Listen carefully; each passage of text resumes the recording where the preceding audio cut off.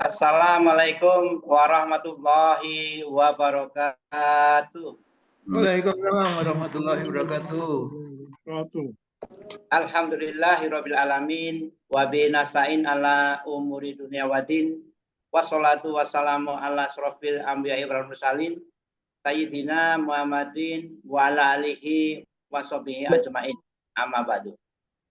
Yang terhormat para asatidz Yayasan Berkah Mulia Indonesia, yang saya hormati Bapak pengurus BMI serta hadirin sekalian peserta kajian Berkah Mulia Indonesia via online yang berbahagia. Marilah kita panjatkan puji dan syukur kehadirat Allah SWT dengan limpahan rahmat, taufik dan inayahnya. Alhamdulillah pada hari ini kita masih diberikan nikmat sehat, nikmat rizki, nikmat waktu luang, nikmat iman dan Islam. Dan alhamdulillah pada hari ini kita masih diberi nikmat dapat berkumpul di acara kajian online pada malam hari ini tanpa keadaan kekurangan suatu apapun. Kita senantiasa berdoa dan memohon kehadirat Allah SWT agar senantiasa diberikan kemudahan di dalam menjalankan syariat Allah SWT sesuai tuntunan yang dibawakan oleh Rasulullah SAW dan dapat istiqomah sampai akhir hayat kita nanti, dan semoga kita semua dapat diwafatkan dalam keadaan husnul khotimah. Sholawat dan salam semoga senantiasa tercurahkan kepada junjungan kita Nabi besar Rasulullah Muhammad Shallallahu Alaihi Wasallam beserta para keluarganya, sahabat-sahabatnya, dan serta para pengikut sunnah-sunnah beliau hingga akhir zaman nanti. Hadirin jamaah kajian online Berkah Mulia Indonesia yang semoga senantiasa dirahmati dan dimuliakan Allah SWT. Sebelum acara dimulai, saya akan membacakan susunan acara kajian kita pada malam hari ini, 8 Muharram 1446 Hijriah, atau bertepatan dengan tanggal 14 Juli 2024 Masehi. Kajian kitab Minhajul Muslim bab jihad fisabilillah, subtema etika jihad. Pukul 20 hingga 20.10 menit MC membuka acara. Pukul 20.10 menit hingga 20.15 menit tilawah surat Al-Anfal ayat 15 sampai 17 oleh Bapak Sunardi dan terjemah oleh Bapak Septiawan. Pukul 20.15 hingga 20.20 prakata dari Ketua Pengurus BMI Bapak Iwan Hambali Abdissalam Ta'ala. Pukul 20.20 hingga 21.15 pemaparan materi kajian oleh Ustadz Dindin Abu Ukasah LC MPD Abdissalam Ta'ala. Pukul 21.15 hingga 21.30 soal jawab dan MC menutup kajian. Marilah kita buka kajian kita malam hari ini dengan membaca basmalah serta doa memohon ilmu dan amal. Bismillah. Allahumma inni as'alukal ilman nafi'a wa rizqan thayyiba wa amalan mutaqabbala. Untuk acara selanjutnya, pembacaan tilawah surat Al-Anfal ayat 15 hingga 17 oleh Bapak Sunardi dan terjemah oleh Bapak Septiawan. Kepada Bapak Sunardi dan Bapak Septiawan kami persilakan. Tafadhol Pak Sunardi, Pak Septiawan. Assalamualaikum warahmatullahi wabarakatuh. Assalamualaikum warahmatullahi wabarakatuh. A'udzu billahi minasy syaithanir rajim. Ya ayyuhalladzina amanu idza laqitumul ladzina kafaru yahfa idza laqitumul ladzina kafaru fala tuwalluhumul adbar wa may yuwallihim yawma idin duburahu illa متخرفا لقتال أو متحيزا إلا متخرفا لقتال أو متحيزا إلى فئة فقد باء بغضب من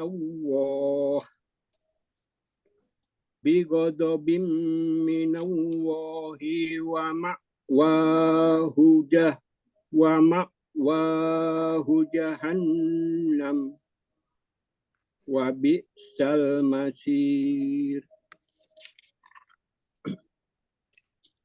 فلم تقتلوهم ولكن الله قتلهم وما رميت إذ رميت ولكن الله رمى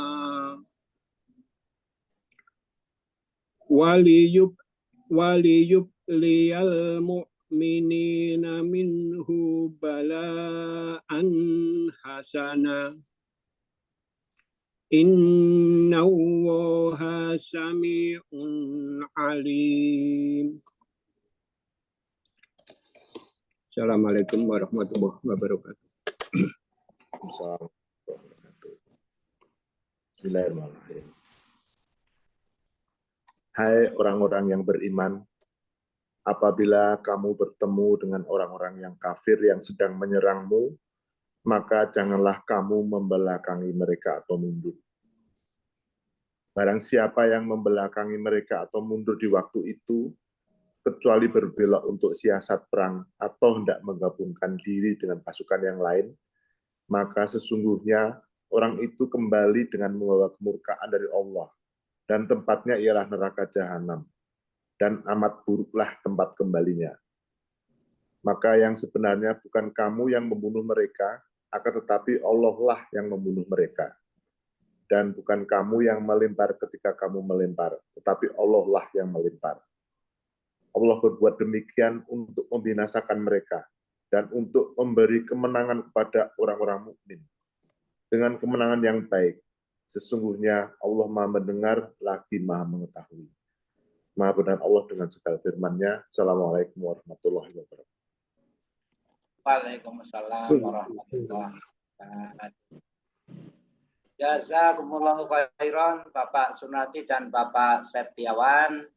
Semoga kita dimudahkan dalam memahami ayat-ayat suci Al-Quran tersebut, serta dimudahkan dalam mentadaburinya. Acara selanjutnya adalah prakata dari Ketua Pengurus BMI kepada Bapak Iwan Hambali. Kami persilahkan. Tafadhol Pak Iwan. Terima kasih Pak Bambang selaku pembawa acara. Assalamualaikum warahmatullahi wabarakatuh. Waalaikumsalam warahmatullahi wabarakatuh. A'udzu billahi minasyaitonir rajim. Bismillahirrahmanirrahim. Alhamdulillahi rabbil alamin. Wassalatu wassalamu ala asrofil anbiya'i wal mursalin Sayyidina Muhammadin wa ala alihi wa sahbihi ajma'in. Amma ba'd.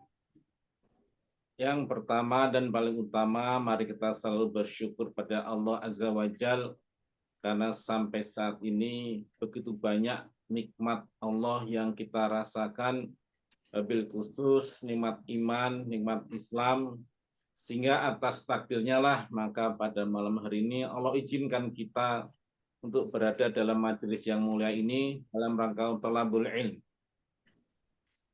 Yang kami hormati para ustadz, khususnya Ustadz Syam dan Ustadz Tindin, para ustazah, para pengurus BMI, dan Bapak-Bapak Ibu hadirin sekalian.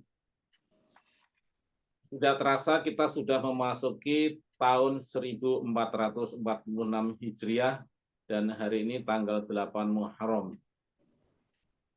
Bertambahnya tahun bukan berarti bertambahnya umur, namun artinya berkurangnya umur. Seperti yang sudah kita dengar beberapa hari yang lalu, salah satu ulama salaf kita yang sangat kita mulai, guru kita, Ustadz Yazid bin Abdul Qadir Jawas, sudah menghadap sang pemilik. Dan ini tentu saja menjadi sinyal buat kita, karena tidaklah diciptakan jin dan manusia kecuali untuk beribadah kepada Allah. Maka melalui media ini, kami mewakili seluruh pengurus BMI, mengajak seluruh peserta BMI maupun hadir pada malam hari ini, untuk selalu meningkatkan takwa kita pada Allah Azza wa Jalla, karena dengan memasuki tahun baru 1446 Hijriah ini, tidak ada waktu lagi untuk bersantai-santai, kecuali kita untuk meningkatkan takwa kita kepada Allah Azza wa Jalla. Tak ada gading dan tak retak, tentu saja BMI ini juga bukanlah satu-satu lembaga yang menyelenggarakan kajian Quran seperti ini, namun ini salah satu fasilitas yang bisa dimanfaatkan dalam rangka kita berjihad di jalan Allah Azza wa Jalla. Untuk itu, kami persilahkan Bapak-Bapak, Ibu sekalian yang ingin mengajak saudaranya, kerabat, teman untuk bergabung di Berkah Mulia Indonesia dalam rangka kita mencari ridhonya Allah Azza wa Jalla. Barangkali itu saja yang ingin kami sampaikan sebagai penyemangat kita kaum muslimin memasuki tahun baru 1446 Hijriah. Bila ada kekhilafan mohon dimaafkan. Assalamualaikum warahmatullahi wabarakatuh. Waalaikumsalam warahmatullahi wabarakatuh. Jazakallahu khairan Bapak Iwan Hambali yang sudah menyampaikan pesan-pesan kepada kita semua. Semoga kita bisa melaksanakannya dengan baik. Semoga kita diberikan tambahan semangat, kemudahan dan kesehatan, serta tetap istiqomah di dalam menuntut ilmu dan beramal soleh. Amin. Sebelum kita mulai dengarkan pemaparan materi kajian dari Ustadz Dindin Abu Qasah, marilah kita sejenak berpantun agar pikiran kita segar dan siap menampung ilmu dari beliau nanti. Cahaya pagi terasa hangat. Sarapan pagi makan ketupat. Pergi mengaji penuh semangat. Niscaya banyak ilmu didapat. Baik. Alhamdulillah, cakep. Marilah pada malam hari kita dengarkan materi kajian dari Ustadz kita, yaitu tentang etika jihad, kepada Ustadz Dindin Abu Qasah, LC. Kami persilakan sampai pukul 21.15. Tafadhol, Ustadz Dindin. Insyaallah, barakallahu fikum. Luar biasa pantunnya ya. Barakallahu fikum Pak Bambang. Masya Allah, syukran atas waktunya. Bismillah, assalamualaikum warahmatullahi wabarakatuh. Waalaikumsalam. Alhamdulillahil aliyyil arfaqi wa jami'il asya'i wal mufarriqi dhi ni'amil wasi'atil ghazirati wal hikmil bahiratil kathirati thumma salatu ma'a salamin daimi ala rasulil qarashiyil khatimi wa alihi wa sahbihi al-abrari al-haizil maratibil fakhari amma ba'd. Faya ibadallah, hadirin kaum muslimin, jamaah dan muslimat, jamaah ngaji online Berkah Mulia Indonesia dimanapun berada, yang tentunya kami berharap dan memohon kepada Allah Rabbuna Azza wa Jalla agar Bapak dan Ibu kaum muslimin dan muslimat semuanya senantiasa berada di dalam rahmat dan penjagaan serta perlindungan Allah Tabaraka wa Ta'ala, dan semoga senantiasa Allah Rabbuna Azza wa Jalla menetapkan nikmat taufiknya untuk kita semuanya memaksimalkan waktu dan kesempatan, ya, terlebih tadi dinasihatkan dan dipesankan oleh guru kita ya, Ustadz Iwan Hambali, akan bahwasannya kita sekarang masuk di tahun yang hitungannya tahun baru berarti ya, 1446 Hijriyah, yang itu artinya bertambah hari kita berada di dunia dan bertambah dekatnya kita dengan hari di mana kita akan menemukan suatu kepastian, yaitu apa? Kita kembali kepada Allah Tabaraka wa Ta'ala. Dan Ini adalah merupakan hal yang pasti bagi kita, adalah merupakan hal yang niscaya bagi kita, di mana dekatnya kita dengan hari kepastian, hari yang pasti, apakah itu merupakan wafatnya kita atau mungkin hari kiamat bahkan secara umum, adalah merupakan hal yang sangat dekat. Bahkan baginda Nabi alaihi salatu wasalam, beliau sempat memberikan kepada kita sebuah informasi lewat sabda beliau yang mulia alaihi salatu wasalam, di mana beliau bersabda, bu'ithu ana wa sa'ah kahataini. Beliau mengisyaratkan dengan dua jari jemari beliau yang mulia, jari telunjuk dan jari tengah. Kata beliau SAW, bu'ithu, saya diutus oleh Allah, ana wa sa'ah, jarak antara diriku dengan hari kiamat nanti itu kahatain, seperti jarak dua jari ini. Beliau mengisyaratkan dengan dua jari beliau yang mulia alaihi salatu. Artinya maknanya ya dekat. Maknanya dekat. Jadi tentu ini adalah hitungan bagi kita, hitungan mundur sejatinya ya. Hitungan mundur bagi kita, bahwasannya kita haruslah menjadi seorang hamba yang dikatakan oleh Nabi SAW sebagai hamba yang kayyis. Apa itu kayyis, Pak? Cerdas. Hamba yang cerdas. Nabi SAW berpesan kepada kita agar menjadikan diri kita sebagai hamba yang kayyis. Siapa itu kayyis? Yaitu kata Nabi SAW, mandana nafsahu wa amil lima ba'dal maut. Al-kayyis atau orang yang cerdas itu adalah orang yang dana nafsah, yang mampu mengontrol, mengendalikan hawa nafsunya, syahwatnya. Wa amila lima ba'dal maut, dan berbekal, beramal untuk nanti bekal menghadapi hari setelah kematian. Gitu ya. Itu adalah orang yang cerdas. Indikator orang yang cerdas, kata Nabi SAW, dua hal tadi, yaitu mampu mengontrol dan mengendalikan hawa nafsu, dan yang kedua, beramal salih sebagai bentuk bekal untuk menghadapi hari kematian.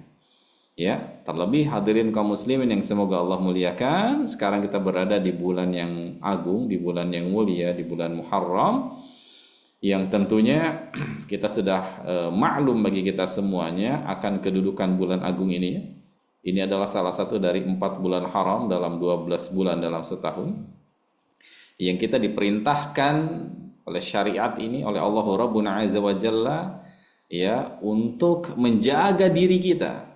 Jangan sampai kemudian kita menzalimi dan mencelakakan diri kita di bulan-bulan ini, gitu ya. Karena hitungannya amal soleh di dalamnya dilipat gandakan balasannya, pun demikian dengan amal perbuatan yang buruk, amal tolih, amal maksiat, itu waliyadzubillah balasan dosanya pun akan dilipat gandakan.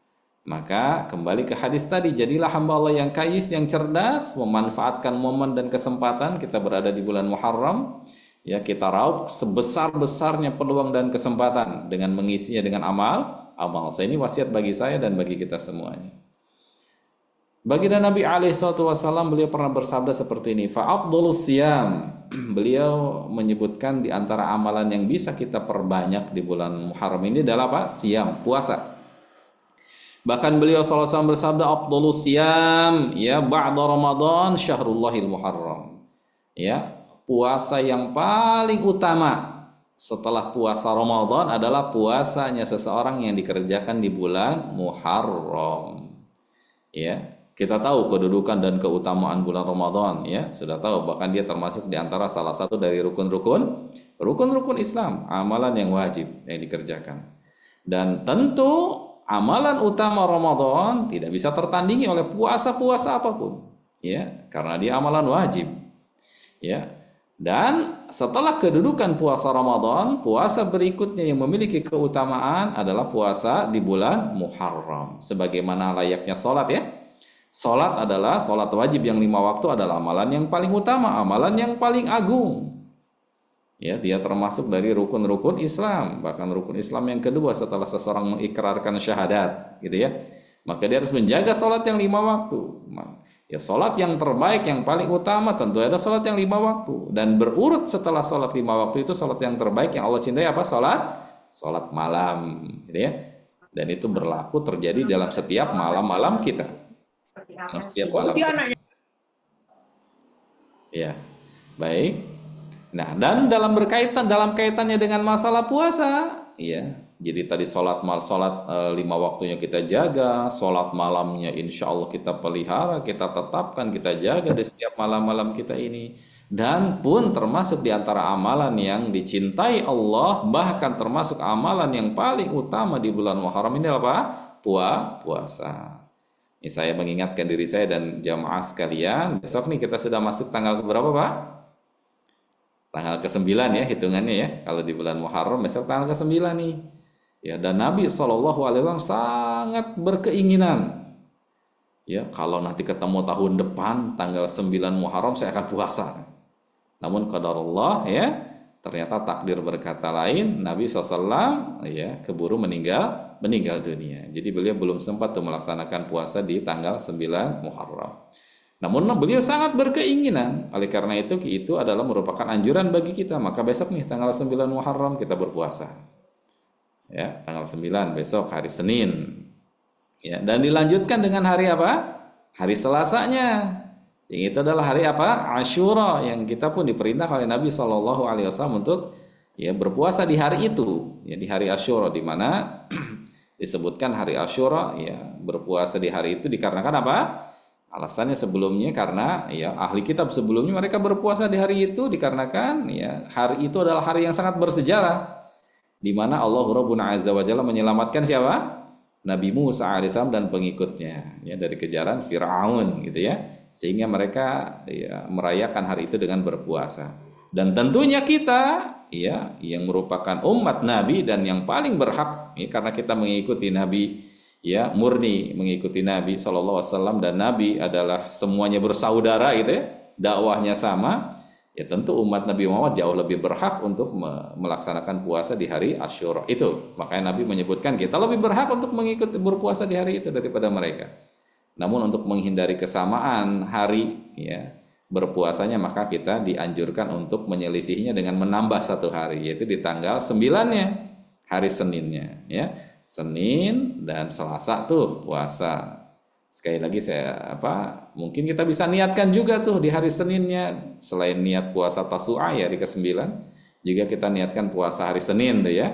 Wah, jadi dapat double, insya Allah dapat double pahala tuh dengan 1 amalan puasa di hari Senin. Seninnya kita puasa, Selasanya kita puasa, Rabunya bagi yang Senin tidak puasa silakan Rabunya puasa supaya tidak menyendirikan hari puasanya di tanggal 9-10 aja. Kalau Seninnya puasa maka Rabu insya Allah tidak mengapa tidak puasa. Kamisnya puasa lagi tuh. Puasa Kamis saya yang seperti biasa tiap pekan. Kemudian apa lagi? Jumat, Sabtu, Ahad itu kan Ayyamul Bid tuh ya. Tanggal 13, 14, 15. Wah, berturut-turut tuh kita di pekan ini banyak puasa nih. Maka kita niatkan dalam rangka mengerjakan apa yang Nabi SAW perintahkan. Bahkan Nabi SAW menyebutkan afdhalus siyam, siam yang paling utama. Tapi hadis ini tidak menjadikan sebuah validasi akan bahwasannya kita diperintahkan untuk mengerjakan puasa sebulan penuh di bulan Muharram, tidak ya, karena tidak ada contohnya dari Nabi SAW. Ya, Nabi SAW tidaklah pernah berpuasa 1 bulan penuh kecuali hanya Ramadan saja, gitu ya. Jadi anjuran atau hadis di sini menyebutkan puasa yang paling utama adalah puasa Muharram adalah memperbanyak puasa di bulan tersebut, bukan menjadikan puasa di bulan Muharram itu full sebulan puasa, karena Nabi tidak pernah melakukan hal seperti itu. Jadi hadirin kaum muslimin yang saya muliakan, ya, kita perbanyak nih amal-amal soleh, ya. Kita perbanyak tilawah Al-Quran kita, walaupun mungkin pertemuan kita di halaqah itu sepekan 2 kali ya, tapi saya yakin jamaah sekalian sudah terbiasa dengan Al-Quran, maka setiap harinya kita tetap harus berinteraksi dengan Al-Quran, membacanya, bahkan mungkin kalau bisa dengan membaca tafsirnya, minimal terjemahnya, supaya kita bisa mudah mentadabburinya, gitu ya. Semoga memberikan kemudahan kepada kita semuanya. Baik, itu sedikit pembukaan bagi kita semuanya sebagai bentuk pengingat ya.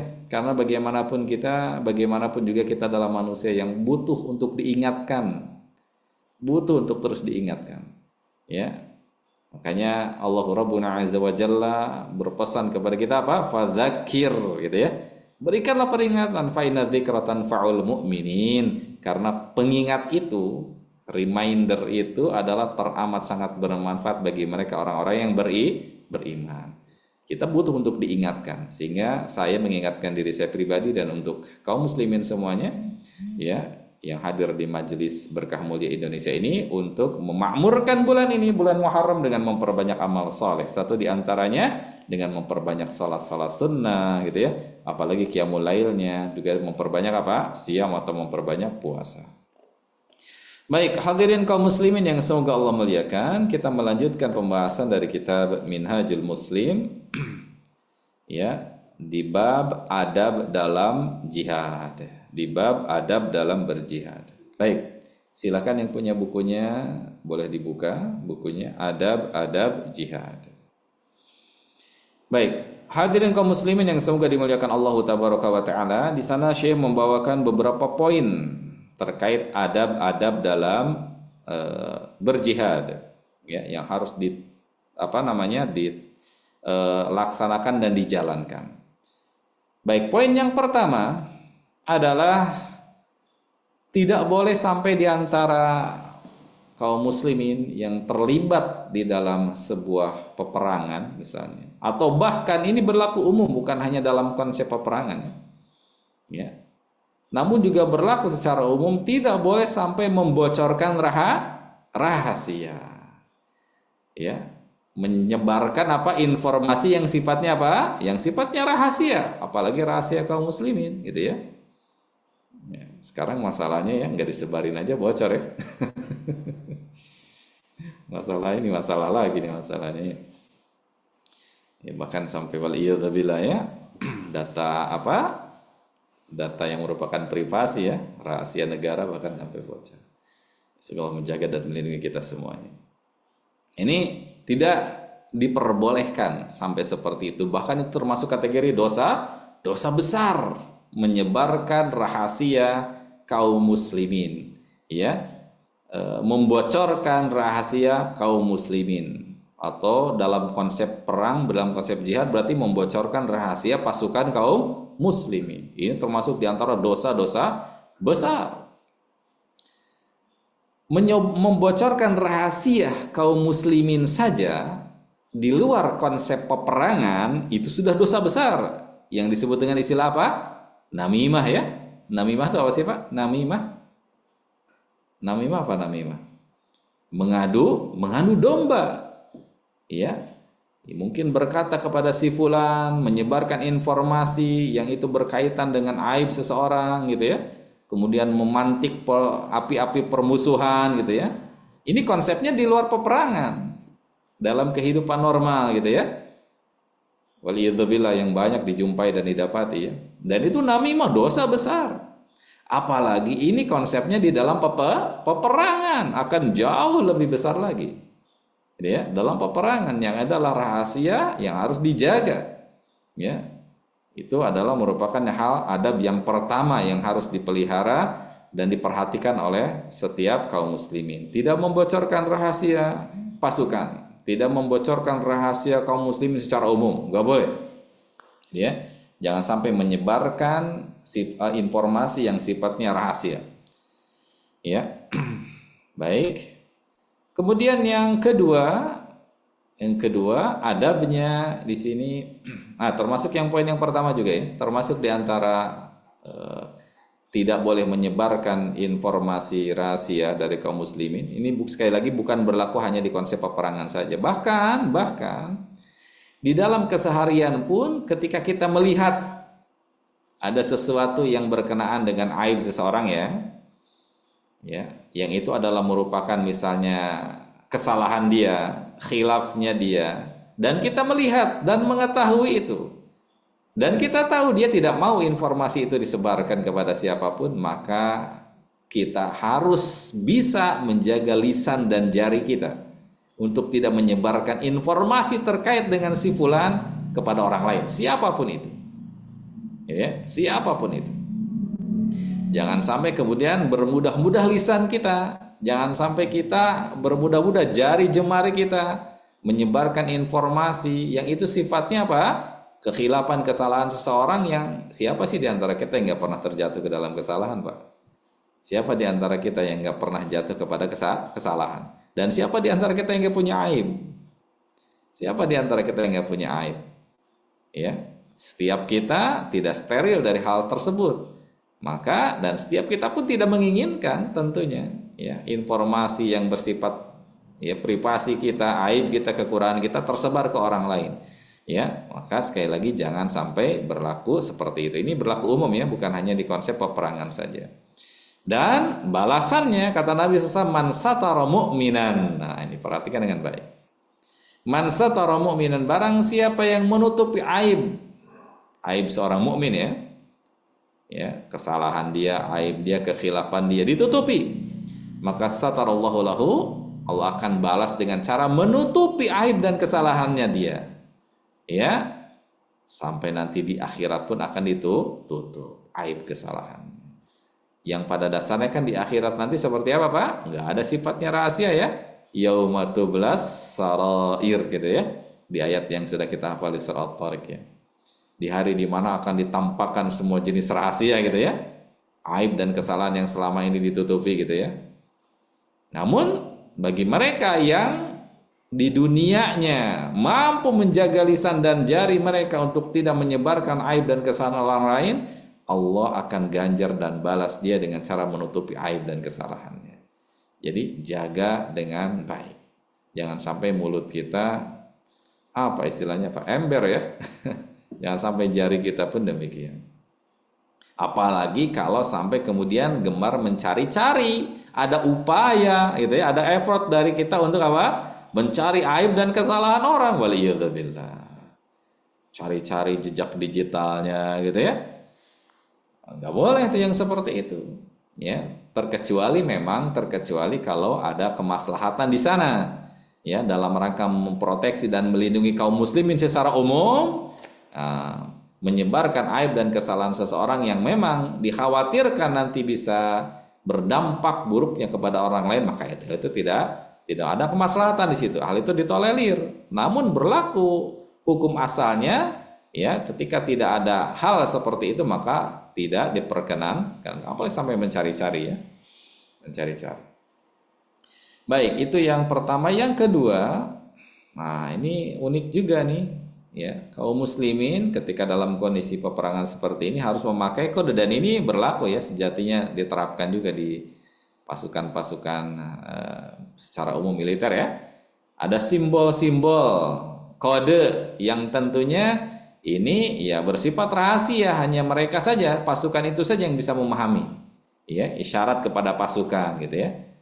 Supaya apa? Karena itu bagian dari apa? Dari teknik ya, bagian dari teknik peperangan supaya strategi bisa tidak bocor ya kepada pihak lain. Maka memakai simbol, memakai kode ya, memakai isyarat ya, itu termasuk di antara adab-adab. Dan Nabi SAW dalam hal ini pernah memberikan, atau di zaman Nabi SAW, pasukan Nabi SAW ya pernah memberikan informasi berupa kodenya, gitu ya. Diminta untuk kaum muslimin, pasukan Nabi SAW ya, jika musuh menyergapmu pada malam hari maka katakanlah ha mim la yunsaru ya, itu kodenya. Jadi supaya kalau ada informasi ini berarti ada musuh masuk nih. Ha mim la yunsar. Ini ada beberapa kode-kode yang sifatnya rahasia. Bahkan disebutkan dalam kisah atau dalam riwayat yang valid ya. Di sana bahwasannya dalam peperangan di zaman Abu Bakar As-Siddiq radhiyallahu anhu itu ada kodenya. Kodenya unik, Pak. Apa itu kodenya? Amit-amit kodenya ya. Amit-amit ini bahasa Arab, Pak ya. Amit-amit itu bukan amit-amit bahasa Indonesia ini. Amit-amit bahasa Arab maksudnya. Itu kodenya amit-amit. Gitu ya. Amit-amit ini adalah kata kerja bentuk perintah, atau dalam bahasa Arab disebut dengan fi'il amr ya, kata kerja bentuk perintah. Dari kata dasarnya ya amata ya mutu. Yaitu apa artinya? Mati. Jadi amit-amit ini kata kerja perintah untuk memerintahkan seseorang mati ya. Mati kamu. Amit-amit maksudnya. Itu kodenya. Ya, di zaman Abu Bakar As-Siddiq radhiyallahu taala anhu wa ardhahu. Baik, itu nomor 2. Yang ketiga, adab yang berikutnya di sini kata Syekh apa? Jangan terlalu banyak aktivitas verbal ketika peperangan ya. Jangan teriak-teriak ya, jangan apalagi sampai caci maki, hinaan. Nah, itu tidak diperbolehkan ya. Bahkan ketika peperangan diminta untuk lebih banyak diam. Ya, lebih banyak diam. Ketika sudah masuk kancah peperangan maka lebih banyak diam. Ya, karena suara mulut kita, gaduhnya kita, teriakannya kita itu akan menyebabkan ya tentu energi terkuras ya. Jadi bukan untuk perang malah untuk teriak-teriak energi yang terkuras. Jadi kita harus pandai mengatur energi. Gitu ya, pandai memanage energi kita, jangan sampai habis untuk teriak-teriak aja, aksinya nggak ada, malah udah habis tenaganya untuk teriak-teriak. Nah ini adab selanjutnya diam gitu ya. Bayangkan Pak, dalam konsep kancah peperangan pun kita dipinta untuk lebih banyak memilih diam, apalagi kalau dalam di luar peperangan tentunya ya, lebih banyak memilih dan memilah kosakata mana layak nggak diucapkan gitu ya. Layak nggak diucapkan oleh lisan kita, oleh diri kita. Kalau memang di sana ada kemaslahatan ya ucapkan, jangan segan dan jangan ragu. Ya. Kalau ketika ada kebaikan, ada kemaslahatan dan ditimbang maslahatnya lebih besar daripada mudaratnya, maka ucapkan, laksanakan, jalankan, sampaikan. Walaupun mungkin terkadang yang diucapkan berupa kebenaran itu mungkin pahit didengarnya ya. Nah, sampaikan. Gitu ya. Jadi artinya kita diminta untuk menjaga lisan bahkan sampai dalam kondisi peperangan. Kemudian adab yang berikutnya yang keempat, ya, insya Allah ya, beliau sangat detail. Yaitu memilih lokasi yang strategis. Wah ini lokasi yang strategis. Ya, kalau di kalau di majelis taklim lokasi yang strategis di mana Pak? Di paling depan atau dekat tiang, dekat tembok? Kalau di majelis taklim yang strategis itu yang nempel-nempel ke tembok ya Pak ya? Nempel tembok, dekat tiang itu strategis banget tuh, bisa nyender. Sehingga baca doanya tidak kayak doa tadi Pak Bambang ya. Kalau Pak Bambang kan tadi doa ngajinya doa memulai ngajinya dengan doa meminta ilmu ya.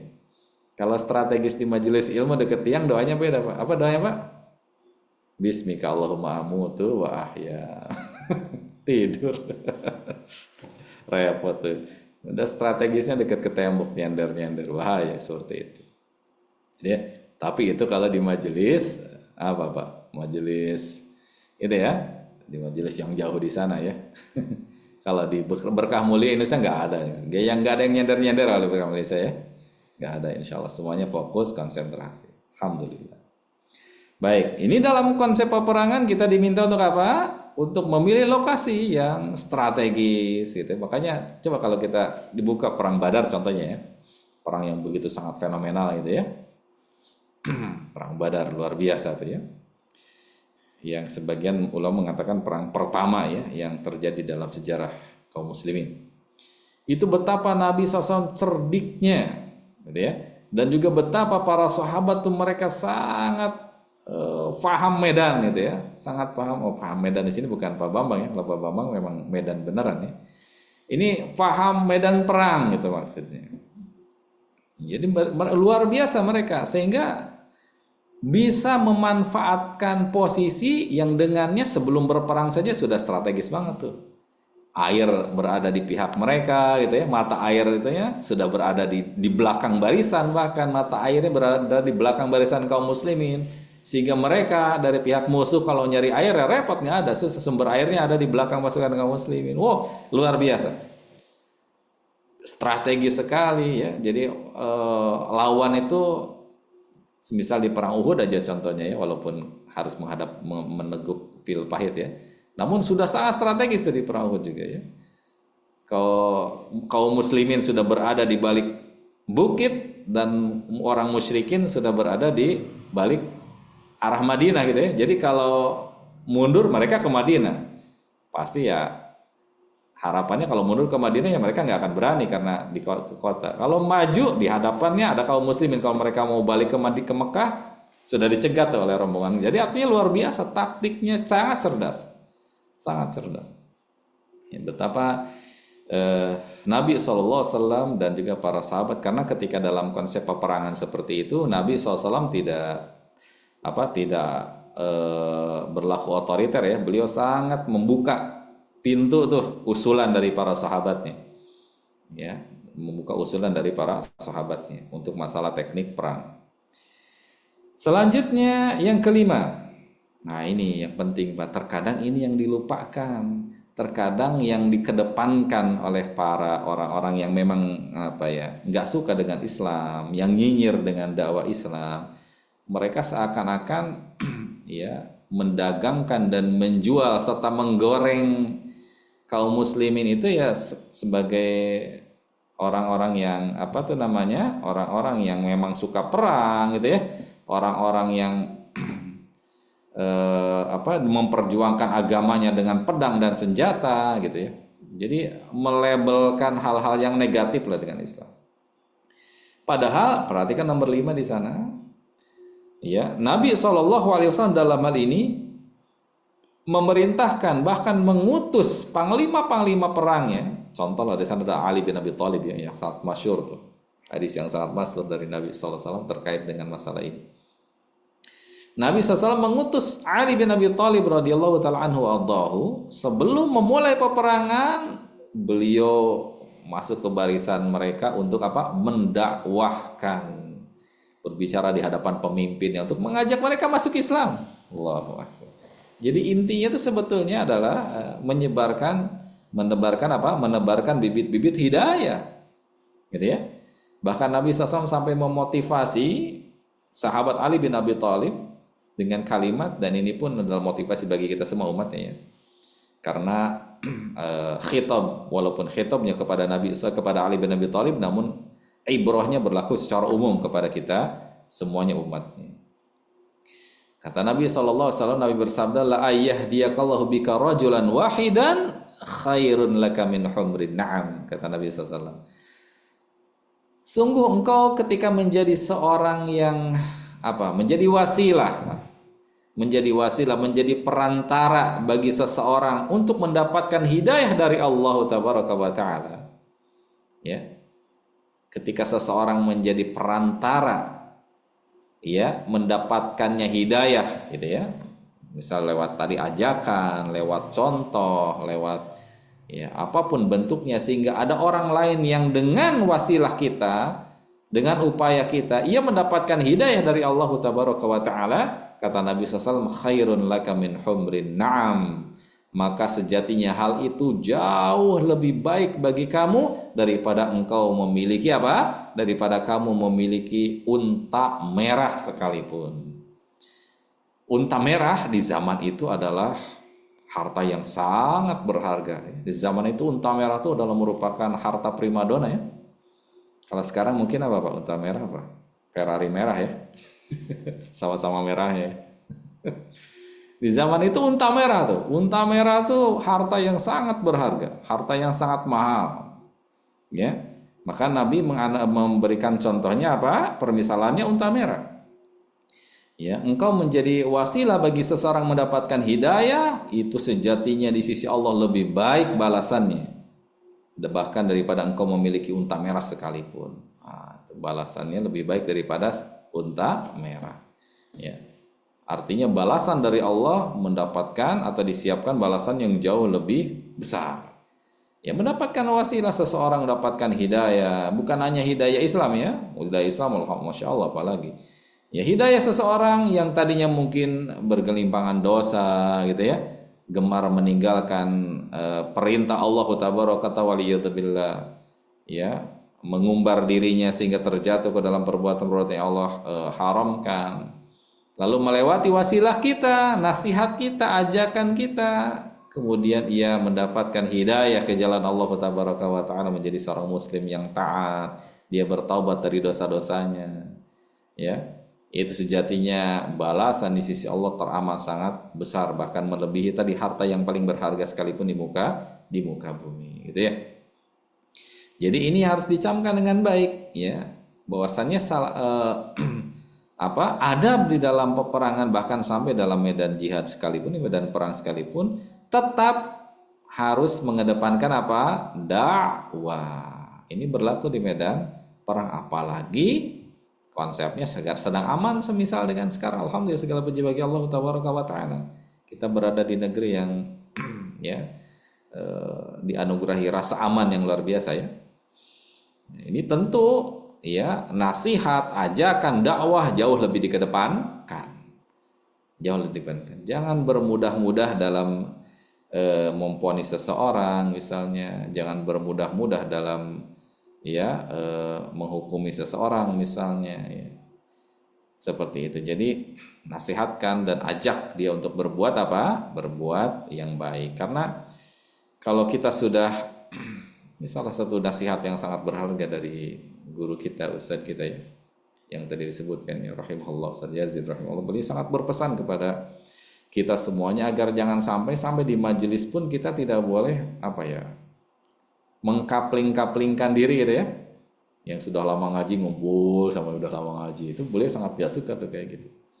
Berbaur dengan yang lain, gitu ya. Mentang-mentang misalnya, ya, sudah senior ngajinya nih, udah lama nih, nggak mau gaul dengan yang baru-baru datang. Nah, jangan begitu. Karena boleh jadi mungkin upaya ngajaknya kita, menghadirkannya kita, berbaiknya dengan dia, bisa jadi itu menjadi wasilah dia mendapatkan hidayah, mendapatkan keistiqomahan.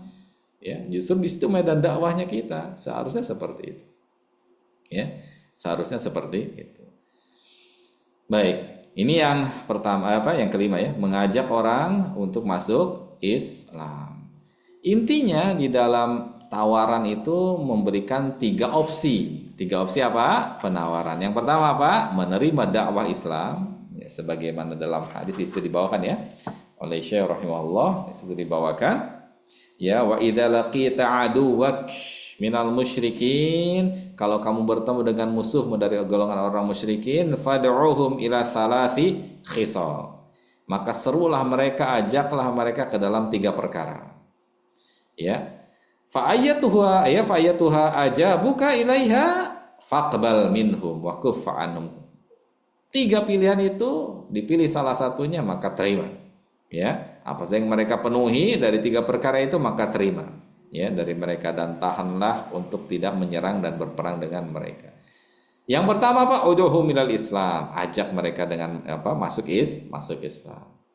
Kalau nerima, ya udah selesai, ya, sudah selesai, tidak dilanjutkan ke peperangan. Tahan diri, lindungi mereka. Kalau ternyata mereka nggak mau tuh, fa'in abau, nggak mau nerima tuh, fad'uhum ila i'ta'il jizyah. Pilihan yang kedua opsinya menyerahkan jizyah. Ya, menyerahkan jizyah. Ya, atau bahasa kitanya upeti, ya. Nah, bahasa kitanya upeti. Kalau nerima udah selesai. Ya, sebagai bentuk ketundukan mereka kepada kaum muslimin. Tunduknya mereka kepada kaum muslimin buktinya dengan membayar jizyah. Namun kalau mereka ternyata nggak mau juga 2 konsep yang ditawarkan, maka fasta'in billah, mohonlah perlindungan kepada Allah tabaraka wa taala, ya, dan perangilah mereka. Jadi ada 3 konsep yang ditawarkan. Dan ini menunjukkan akan kewibawaan Islam, ya, Pak. Menunjukkan apa? Kewibawaan Islam, begitu izzahnya kaum muslimin, luar biasa sangat tinggi. Yang sekarang justru malah berbalik, ya. Kalau dulu begitu sangat tinggi izzahnya kaum muslimin, ya. Ngajuin 3 opsi itu. Masuk Islam, kalau enggak bayar peti, kalau enggak perang. Allahu akbar. Begitu tingginya izzah kaum muslimin di kala itu, di zaman itu, ya. Ya. Semoga Allah Rabbul Azza wa Jalla menjaga serta melindungi kita, ya, dan memberikan dan mengembalikan kejayaan kaum muslimin kepada kita semuanya. Amin Allahumma amin. Itu padahal, ya, kalau kita lihat latar belakang masyarakat Madinah, ya, negeri kecil, ya. Basisnya juga biasa saja. Sangat jauh kondisinya dengan dengan Romawi, dengan Persia, yang mereka memang sudah maju lebih dulu, ya. Perekonomiannya sudah jauh lebih dulu majunya, gitu, ya. Militernya apalagi sudah sangat jauh. Namun Allahu Akbar. Mereka tunduk bertekuk lutut ya. Ya, di hadapan kaum muslimin. Itulah yang harus kita camkan bersama, bahwasannya intinya tawaran atau opsi yang diberikan oleh kaum muslimin kepada kaum musyrikin yang menjadi lawannya adalah 3 hal tadi ya. Opsinya 3 hal tadi. Sekali lagi ini menunjukkan bagaimana izzahnya kaum muslimin. Yang keenam, apa yang keenam? Nah, ini tidak mencuri harta rampasan perang. Yang berhak untuk mengatur ghanimah, harta rampasan adalah amir, pemimpin ya. Yang berhak untuk mengaturnya amir. Jadi harta rampasan perang bahkan sampai tali sendal pun nggak boleh diambil. Semua sesuatu yang itu adalah merupakan harta rampasan perang maka tidak boleh diambil sebelum dibagikan oleh amir, ya, oleh pemimpin. Ini menunjukkan akan ketidakbolehannya kita berlaku curang. Dan itu termasuk diantara dosa-dosa besar. Mengambil harta ghanimah, mencuri harta rampasan termasuk diantara dosa-dosa besar. Selanjutnya, nah ini termasuk di antara bentuk kasih sayang kaum muslimin, kasih sayang syariat kita ya. Dalam konsep peperangan pun kita dilarang untuk membunuh wanita, membunuh anak-anak, membunuh usia lanjut. Sangat timpang dan sangat jauh dengan kondisi mereka orang-orang apa? Orang-orang kafir, orang-orang musyrik, bahkan ahlul kitab sekalipun. Kita dapati fakta di mana ya, orang Yahudi sekarang bahkan ya, mereka yang menjadi lawannya, yang mereka binasakan bukan orang-orang dewasa bahkan. Ya mungkin bukan hanya orang dewasa saja gitu. Bahkan menjadi korban terbesar dan terbanyaknya siapa? Dari barisan anak-anak kecil yang notabene mereka nggak punya power, nggak punya kekuasaan untuk melawan. Ini menunjukkan akan bagaimana sakitnya jiwa mereka ya. Akan sakitnya jiwa mereka, dan sejatinya sangat takutnya diri mereka, sangat takut sampai membabi buta. Orang kan kalau sudah takut kan membabi buta ya, apapun dilabrak, apapun dihancurkan kalau sudah takut. Jadi sejatinya mereka itu sangat-sangat takut. Orang-orang Yahudi yang sekarang sedang menjajah saudara-saudara kita di Palestina, segala Rabbuna Azza wa Jalla menghancurkan dan membinasakan mereka, orang-orang Yahudi di tempat saudara-saudara kita di Palestina ini. Itu jadinya mereka sangat dipenuhi dengan rasa takut dalam hatinya. Ya. Itu sampai apa? Sampai mereka menjadikan korban-korban mereka adalah anak-anak. Anak-anak. Ini kan udah gila namanya ya. Udah di luar ambang batas kemanusiaan. Dan itu tidaklah mungkin hal itu terjadi kecuali karena apa? Karena dipenuhi rasa takut di dalam hati mereka. Mereka sangat takut. Ya, dan perpecahan pun begitu besar dalam tubuh mereka. Perpecahan pun begitu besar dalam tubuh mereka. Kita lihat aja, kita saksikan. Sebentar lagi kehancuran akan menimpa mereka ya. Allah Rabbuna Azza wa Jalla sampai membuat sebuah informasi ya, memuat sebuah informasi dalam Al-Qur'an yang menyebutkan apa? Tahsabuhum jami'a wa qulubuhum syatta, di surah Al-Hasyr ya. Allah Rabbuna Azza wa Jalla menginformasikan kepada kita akan bagaimana kondisi mereka. Tahsabuhum jami'a, kalian menyangka mereka itu bersatu padu, solid gitu ya. Wa qulubuhum syatta, kata Allah, padahal hati mereka bercerai-berai. Hati mereka centang perenang, enggak satu haluan hati mereka. Jadi tubuh mereka terkesan oleh kita kompak bersatu melawan kaum muslimin, namun pada dasarnya mereka bercerai-berai. Semoga Allah menghancurkan dan membinasakan mereka. Baik. Ya. Nabi SAW ya, dalam satu riwayat beliau bersabda, "Intaliqu bismillah wa billahi wa ala millati Rasulillah." Ya, berangkatlah kalian dengan menyebut nama Allah, dengan Allah dan atas nama agama Rasulullah sallallahu alaihi wasallam. Wala taqtulu syaikhan faniya, janganlah sekali-kali kalian membunuh orang-orang yang sudah lanjut usia, wala tiflan wala saghiran, Jangan pula membunuh apa? Anak-anak, wala mura'atan, demikian pula jangan membunuh apa? Perempuan. Wala taghullu, janganlah kalian melampaui batas ketika membunuh. Ya, ingin puas gitu ya. Nah, jangan seperti itu. Wa dhummu ghanaimakum, kumpulkan harta rampasan perang kalian, dikumpulkan. Ya, wa aslihu, ya, dan berbuat apa? Islah lah gitu ya. Damaikanlah, wa ahsinu innallaha yuhibbul muhsinin, dan berbuat baiklah kalian karena sesungguhnya Allah sangat mencintai orang-orang yang berbuat baik. Gitu ya. Di sini Rasul sallallahu alaihi wasallam memerintahkan kepada kita ya adab-adab yang harus dijaga selama peperangan. Ya, sekali lagi satu di antaranya tidak boleh membunuh orang yang lemah ya, yang tua renta, kemudian anak kecil, perempuan. Jangan curang dalam pembagian ghanimah ya, mengambil mencuri harta rampasan perang gitu ya. Ya, dan bahkan ketika ada pertikaian di antara kaum muslimin di dalam pasukan kaum muslimin, kita diminta untuk aslihu, memberikan menjadi seorang yang muslih ya, yaitu yang mendamaikan, yang berbuat islah. Ya, dan seterusnya. Yang ketujuh, tidak boleh berkhianat. Tidak boleh berkhianat. Ya, terhadap seorang yang dilindungi ketika kita punya perjanjian, ketika ada seorang muslim punya perjanjian dengan orang musyrik misalnya. Lalu ia memberikan jaminan keamanan dengan dia, maka ketika dalam kancah peperangan dia harus dilindungi karena sudah memiliki perjanjian damai dengan seorang muslim. Jangan berkhianat dengan janji itu, ya Allah. Ya. Nabi bersabda, la taghduru, janganlah kalian berkhianat. Dalam redaksi yang lain bersabda, innal ghadir yunsabu lahu liwa'un yaumal qiyamah. Orang yang berkhianat itu kelak di hari kiamat akan membawa panji, membawa liwa, membawa bendera.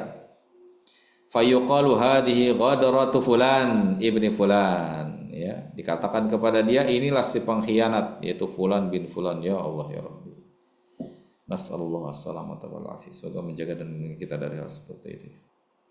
Yang kedelapan, ini adab-adab ke-8, ini adab-adab dalam berjihad, dalam berperang. Tidak membakar musuh dengan api.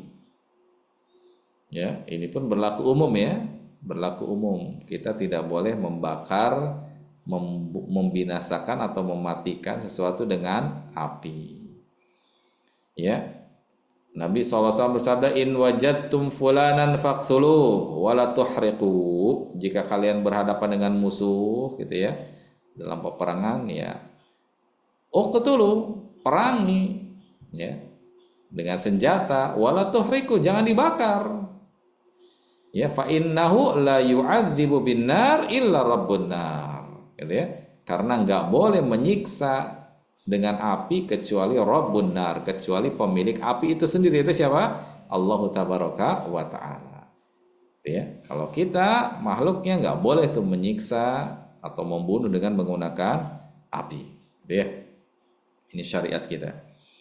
Dan ini pun berlaku umum ya, bukan hanya kepada kita manusia, namun juga kepada binatang ataupun apa. Jangan sampai kemudian dibunuh dengan cara dibakar. Kalau sudah disembelih lain hal ya, udah disembelih gitu ya, bahkan udah dipotong-potong ya dibakar, setelah itu ya nggak masalah. Namun dimatikan dengan cara dibakar maka tidak diperbolehkan. Ya, la yu'adzibu binnar illa rabbun nar. Nggak boleh tuh menyiksa dengan api ya kecuali Rabbun nar, yaitu Allah tabaraka wa ta'ala. Yang ke-9, tidak menyiksa musuh yang dibunuh. Ini nggak boleh sampai menyiksa seperti itu. Ya, afun nas qitlatan ahlul iman, kata Nabi SAW, orang yang paling baik membunuhnya itu orang yang beriman. Ya, kalau kita flashback ya ke perjalanan dulu kaum muslimin di Indonesia gitu ya. Misalnya ada sebuah peristiwa yang begitu pahit ya, yang dialami oleh kaum muslimin di belahan timur sana, di bumi. Semoga Allah menjaga kita semuanya dan kaum muslimin dimanapun berada. Sampai dulu ada istilah namanya apa? Acan obet ya, mungkin masih ingat ya antara bapak dan ibu sekalian. Acan obet. Ya kalau mayatnya masih utuh, wah itu disebut obet, mayat obet. Kalau mayatnya tercabik-cabik, oh itu berarti acan. Acan itu dari kata Hasan, obet itu dari kata robet. Kalau mayatnya masih utuh berarti yang membunuhnya kaum muslimin, maka disebut robet. Oh, pasti orang non muslim nih yang dibunuh karena masih utuh jasadnya, misalnya hanya terbunuh biasa. Tapi kalau mayatnya tercabik-cabik atau seperti apa, maka ini pasti muslim nih, karena yang membunuhnya ya pasti non muslim yang tidak punya adab dalam berperang gitu. Sebut dengan acan obet dulu, sangat masyhur ya, kisah di tahun 90-an dulu ya akhirnya. Semoga Allah menjaga kita dan mungkin kita dari hal seperti itu. Ke-10. Yang ke-10, berdoa memohon kemenangan atas musuh. Nah, ini jangan menyepelekan doa.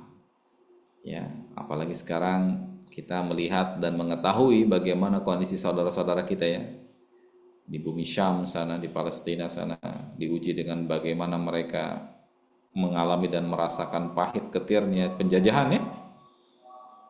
Di mana mereka sangat tertekan dan tertindas. Bagi kita yang memiliki, sebagian dari kita yang memiliki kemampuan untuk membantu mereka secara finansial, bantu, jangan biarkan.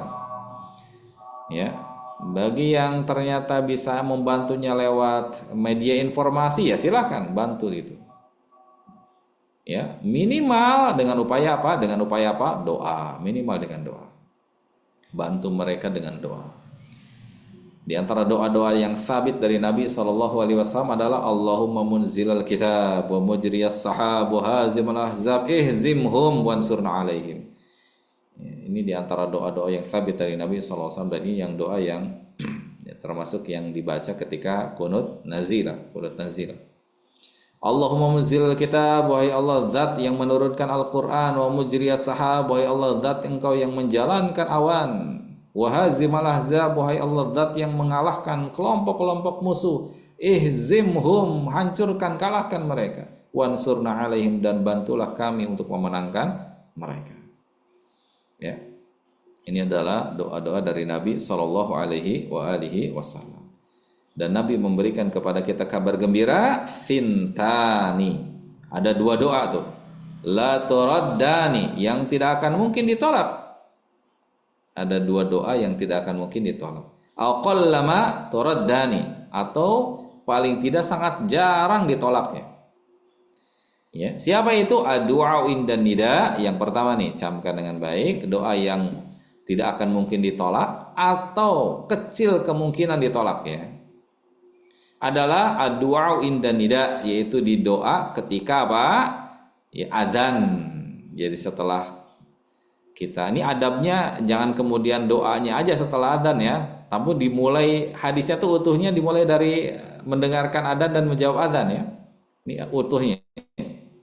Jadi ketika kata Nabi SAW, Nabi memerintahkan kepada kita, apabila muadzin mengumandangkan adzan, maka ucapkanlah seperti ucapan apa? Muadzin, kecuali ucapan apa? Hayya 'ala shalah dan hayya 'alal falah. Maka kita jawab dengan apa? La haula wala quwata illa billah. Dari fasenya diawali dari menjawab adzannya muadzin.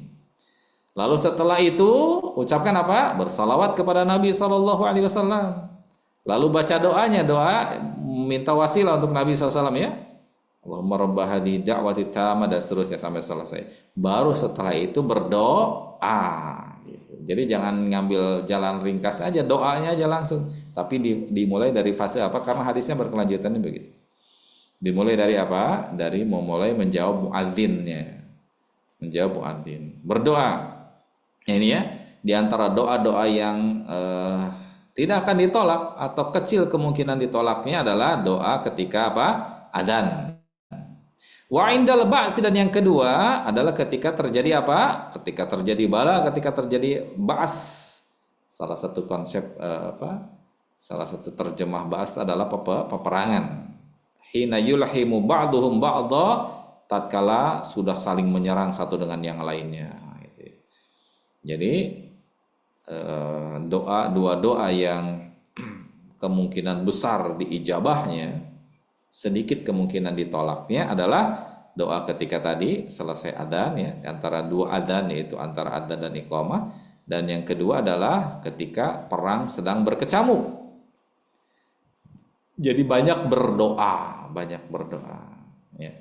Termasuk ketika sekarang nih saudara-saudara kita yang sedang, ya, kalau menjaga dan menolong mereka yang sedang dalam kondisi peperangan di Palestina sana, maka kita doakan mereka, kita doakan dalam setiap sholat kita, gitu ya, kita doakan mereka.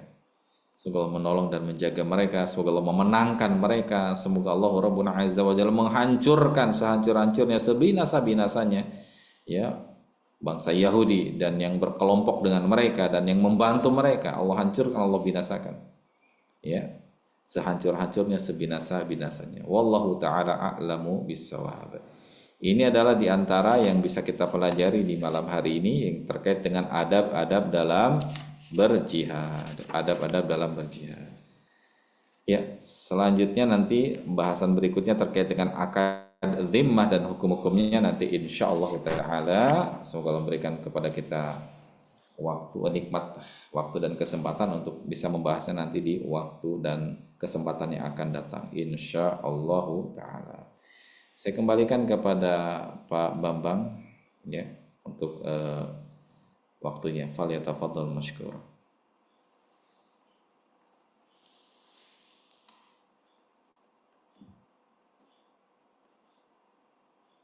Jazakallahu khairan atas ilmu yang telah disampaikan Ustaz Didin.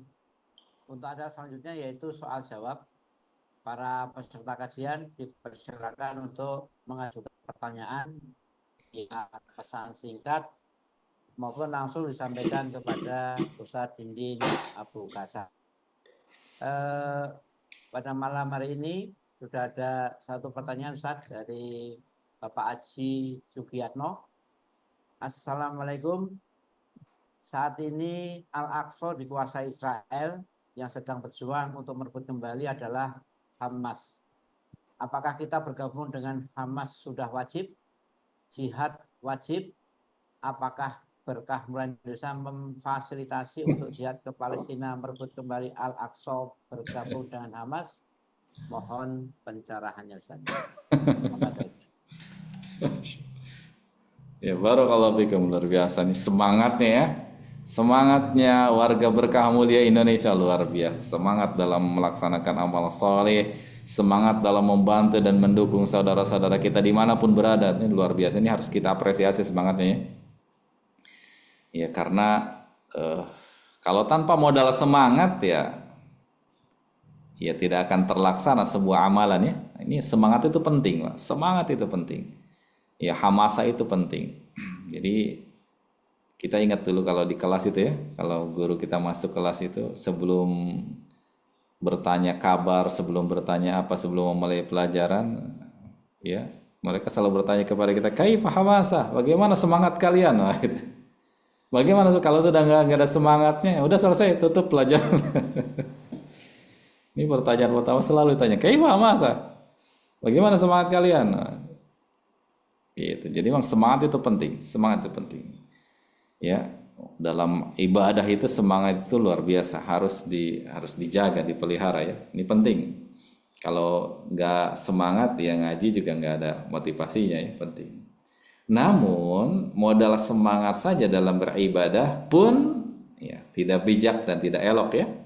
Nah, modal semangat saja, kalau hanya sebatas modal semangat saja maka besar kemungkinan akan terjatuh kepada perkara-perkara yang justru malah kontraproduktif ya. Perkara-perkara yang bahkan mungkin dilarang dalam syariat karena modal semangat. Contoh. Ada 3 orang, mungkin hadis ini sangat terkenal ya, sangat sering lah dibawakan oleh guru-guru kita. Ada 3 orang di zaman Nabi SAW yang datang ke rumah istri Nabi SAW. Tujuan datangnya ke rumah istri Nabi SAW tujuannya apa? Ingin mengetahui keseharian dari aktivitas ibadahnya Rasul Shallallahu Alaihi Wasallam.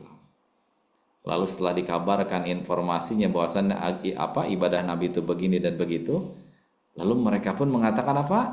Itu kan Nabi, ibadahnya seperti itu. Nabi kan udah diampuni dosa-dosanya. Ini mereka masih sangat luar biasa semangat membara. Itu kan Nabi, ibadahnya begitu ya, karena memang Nabi udah diampuni dosa-dosanya. Sementara kita siapa? Maka salah satu di antara mereka mengatakan, demi Allah, saya nggak akan nikah tuh. Saya akan bujangan terus sampai akhir nanti. Agar apa? Agar nggak disibukkan dengan yang lain, dengan cari nafkah, dengan apa? Anak istri, pokoknya fokus ibadah aja. Wah, tuh semangatnya luar biasa ya. Yang kedua mengatakan apa? Wallahi demi Allah saya nggak akan buka tuh, saya akan puasa terus. Setiap hari puasa terus nggak akan buka. Bagus nggak Pak amalannya Pak? Secara sekilas bagus ini semangat ibadahnya, puasa. Yang tadi ingin mengisi ibadah sehari-harinya. Dan yang ketiga Pak, wallahi demi Allah saya nggak akan pernah tidur di malam hari. Saya akan isi malam itu dengan sholat, dengan ibadah. Wah luar biasa. Semangatnya apa? Di atas semangat 45 apa Pak? Menggebu-gebu semangatnya. Tapi apakah kemudian hal itu diapresiasi oleh Nabi SAW ketika sampai informasi ketiga orang ini ke telinga Nabi yang mulia SAW, Nabi justru malah marah, gitu ya. Bahkan sampai wajah beliau itu memerah wajahnya. Yang itu menunjukkan akan marah beliau yang teramat sangat besar. Lebih bersabda apa? Wallahi demi Allah, saya ini orang yang paling bertakwa di antara kalian. Ya kalau Nabi kalah takwanya sama umatnya ya bukan Nabi namanya ya. Kata Nabi, demi Allah saya orang yang paling bertakwa di antara kalian. Namun saya menikah.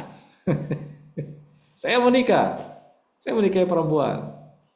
Dan saya pun puasa, demikian pula saya pun berbuka. Gua setiap hari puasa gitu, kecuali Ramadan lain hal. Ya. Dan saya pun apa? Saya pun tidur dan saya sholat. Artinya, ya beliau sangat manusiawi sekali. Ya, beliau tidur, beliau sholat. Nabi SAW tidak mengapresiasi, bahkan bukan hanya mengapresiasi, ya, bukan mengapresiasi, bahkan menyetujui saja enggak, bahkan sampai marah wajah beliau memerah. Artinya apa? Pelajaran sangat berharga apa? Ternyata modal semangat itu tidak cukup. Harus apa? Adanya bimbingan syariat, bimbingan ilmu, gitu ya. Nah, termasuk diantaranya ini dalam bab jihad. Nah, ternyata modal semangat saja tidak cukup. Harus ada apa? Bimbingan syariat. Di awal tuh, mungkin masih ingat ya. Dulu di awal terkait dengan apa? Sebentar, awal tuh kemarin waktu itu saya bahas apa waktu itu? Poin yang keberapa? Rukun-rukun jihad. Nah, rukun-rukun jihad. Rukun-rukun jihad. Silakan dibuka bukunya di halaman keberapa tuh? 666 di buku ya. Rukun-rukun jihad, lihat di halaman 666. Poin kedua. Ya, poin kedua. Apa di sana bunyinya? Jihad harus dibawa kepemimpinan imam kaum muslimin. Jihad itu harus dibawa kepemimpinan apa? Imam kaum muslimin. Ya. Bukan dibawa kepemimpinan siapa? Ya, kelompok atau organisasi tertentu. Nah, kalau pemimpin kita di BMI ya Pak Iwan ya. Gitu ya. Namun beliau bukan imam secara umum kaum muslimin gitu ya. Pemimpin kita betul di sini Pak Iwan gitu. Namun beliau ya tidak dibenarkan kalau kemudian ngajak kita ke Palestina ya. Atau dia harus dibawa imam kepemimpinan kaum muslimin. Dan namanya imam sudah kita bahas dulu. Dia adalah salah satu syarat dikatakan imam, dia memiliki apa? Memiliki wilayah kepemimpinan, kekuasaan. Ya, memiliki wilayah kepemimpinan dan kekuasaan. Ya, makanya tidak boleh serampangan. Dan imam atau pemimpin yang memiliki kekuasaan, karena sekarang kan tidak ada imam kaum muslimin secara umum ya dalam satu dunia. Sekarang sudah terpecah-pecah tuh dari negara-negara. Nah, makanya imam kaum muslimin, pemimpin kaum muslimin adalah imam atau pemimpin di negaranya seorang muslim. Berarti imam kita siapa? Ya presiden kita kalau di Indonesia. Karena dia yang memiliki sultan, memiliki kekuasaan, memiliki wilayah. Begitu Bapak. Jadi ya tidak dibenarkan kita berangkat ke sana tanpa izin dan tanpa perintah dari pemimpin kita, gitu ya. Lalu apakah kemudian kita berdiam diri? Ya jangan, ya salah. Berdiam diri melihat saudara kita di sana teraniaya, salah. Sangat salah, sangat salah. Sangat salah. Bukankah Nabi SAW memerintahkan kepada kita, bahkan menganalogikan sesama orang beriman itu seperti apa, Pak? Seperti satu tubuh, kan gitu. Satu tubuh. Nabi SAW mencontohkan, menganalogikan sesama hubungan persaudaraan sama muslim itu seperti satu tubuh. Ya artinya apa? Ketika ada satu anggota badan yang sakit, maka seluruh badan ini akan merasakan apa? Akan merasakan sakitnya, akan merasakan demamnya. Betul, yang sakitnya jempol, kaki ya. Namun ketika kesandung misalnya ya, berdarah, ya seluruh badan ini akan merasakan sakitnya. Air mata spontan menetes dari mata kita gitu ya. Kedua tangan kita spontan langsung mengambil obat atau memegangi luka itu. Ya. Mulut juga spontan langsung membaca doa dan seterusnya tuh. Atau mungkin berteriak atau apa. Itu sebagai bentuk ekspresi persaudaraan satu tubuh. Dan begitu pula kaum muslimin, orang sama orang beriman. Ada saudara kita yang sekarang diuji oleh Allah Rabbuna Azza wa Jalla dengan musibah yang begitu besar, penjajahan terhadap mereka, maka kita nggak boleh berdiam diri. Sering kita singgung sekali lagi, dan bahkan barusan tadi disinggung apa? Bantu dan tolong mereka.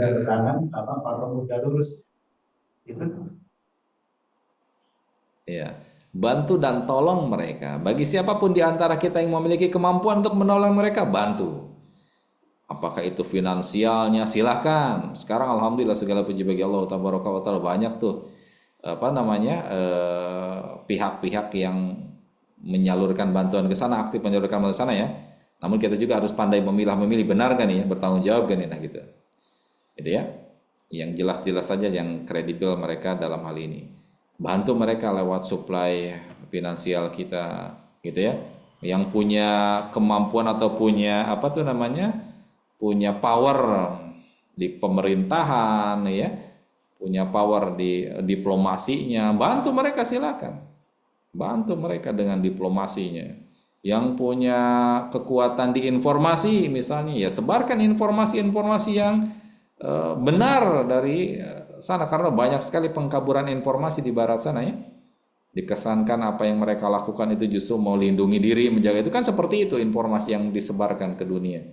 Nah, yang juga punya kemampuan menyebarkan informasi, counter informasi mereka, gitu ya. Dan ya minimal paling tidak tadi dengan apa? Dengan doa. Dengan doa. Dalam sholat kita doakan mereka. Dalam doa-doa kita sisipkan doa untuk mereka, gitu ya. Kurang lebih gitu. Wallahu taala a'lamu bissawab. Berikutnya.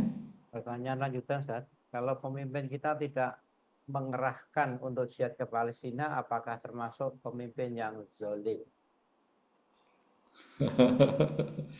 Nah, ya, tentu pemimpin itu memiliki orientasi yang berpihak kepada kemaslahatan masyarakat yang dipimpinnya. Tentu seperti itu, Pak.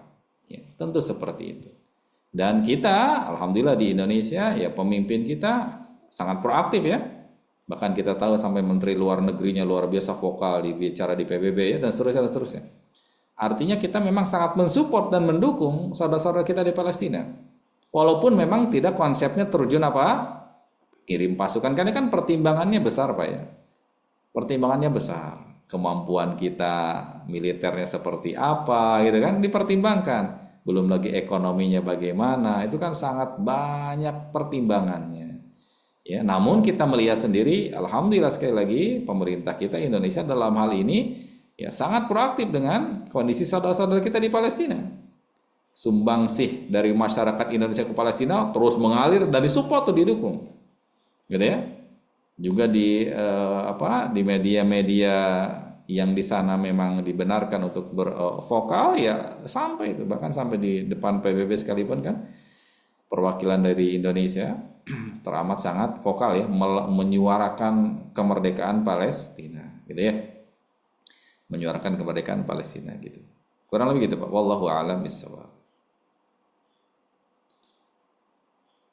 Berarti kalau membantu tetapi tidak lewat pemimpin, apakah itu tidak syar'i? Membantu tidak lewat pemimpin. Membantu apa dulu nih Pak? Membantu apa dulu? Kalau membantu dalam konsep tadi bantuan uang, seterusnya, ya dalam hal ini kan pemerintah sudah memberikan memberikan payung hukumnya, membolehkan. Nah itu kan berarti sudah izin. Silahkan diperbolehkan bagi kaum muslimin untuk, dan itu tidak dilarang kan? Dan banyak aktivis-aktivis yang memang gencar mengirimkan bantuan ke sana dan itu difasilitasi bahkan oleh pemerintah berbentuk pesawatnya atau ini ada difasilitasi. Artinya ya dalam hal ini mereka mengizinkan gitu ya. Cuman kan keterbatasan kemampuan mereka untuk bisa memfasilitasi semuanya, menampung kan, itu juga masalah berikutnya gitu ya. Namun pada dasarnya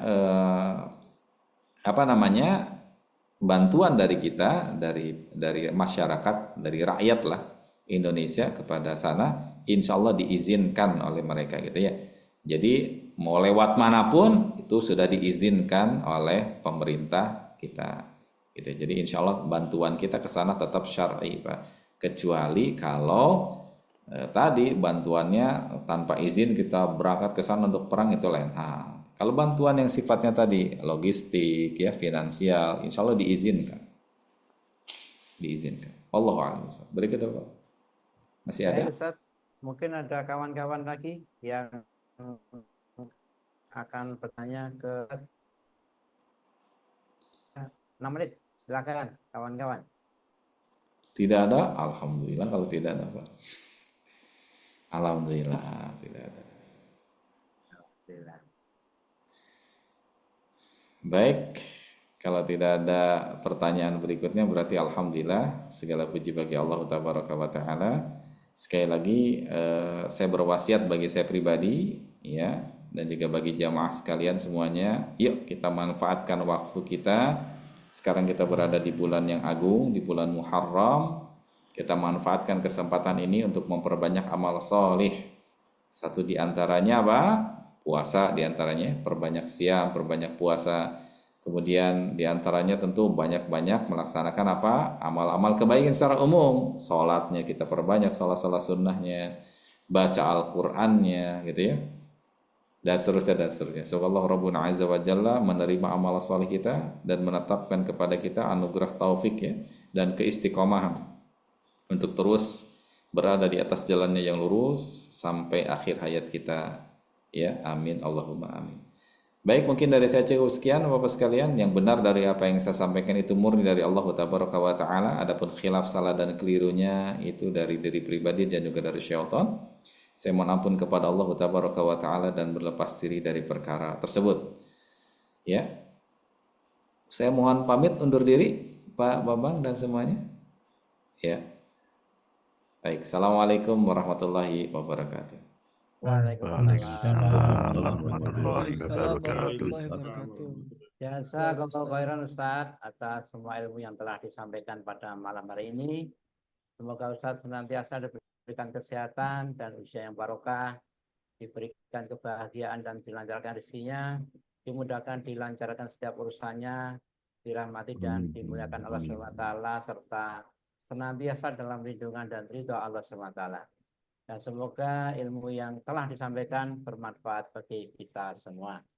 Sebelum acara kajian online ini kita tutup, ada sedikit bantu untuk kawan-kawan semua. Karena ada hujan, maka tanah basah. Tanah sudah lama kena gempa. Hari ini saatnya kita berpisah. Semoga esok kita kembali berjumpa. Masya Allah. Jangan tebang kayu yang basah, buat masak tak akan beres. Selamat jalan, selamat berpisah. Semoga semuanya semakin sukses. Akhirnya kita sudah sampai di penghujung acara kajian online pada malam hari ini. Mohon maaf bila ada tutur kata yang kurang berkenan di hati Bapak dan Ibu sekalian. Untuk mengakhiri kajian kita, maka Kita tutup dengan membaca hamdalah serta doa kafaratul majelis. Alhamdulillah. Alhamdulillah. Subhanallahumma wa bihamdik asyhadu an la ilaha illa anta astaghfiruka wa atubu ilaik. Barakallahu fikum. Salam sehat, salam semangat. Salam semangat, salam berkah mulia Indonesia. Wabillahi taufik wal hidayah. Wassalamualaikum warahmatullahi wabarakatuh. Waalaikumsalam warahmatullahi wabarakatuh.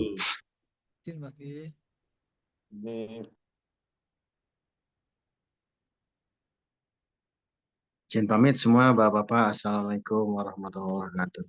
Waalaikumsalam.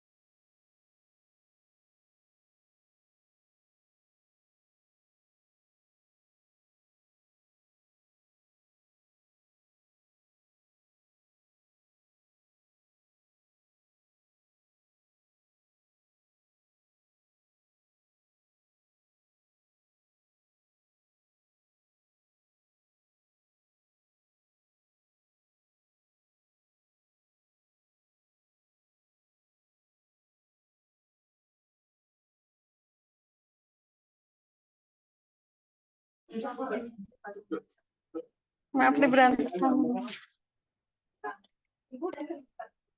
Udah.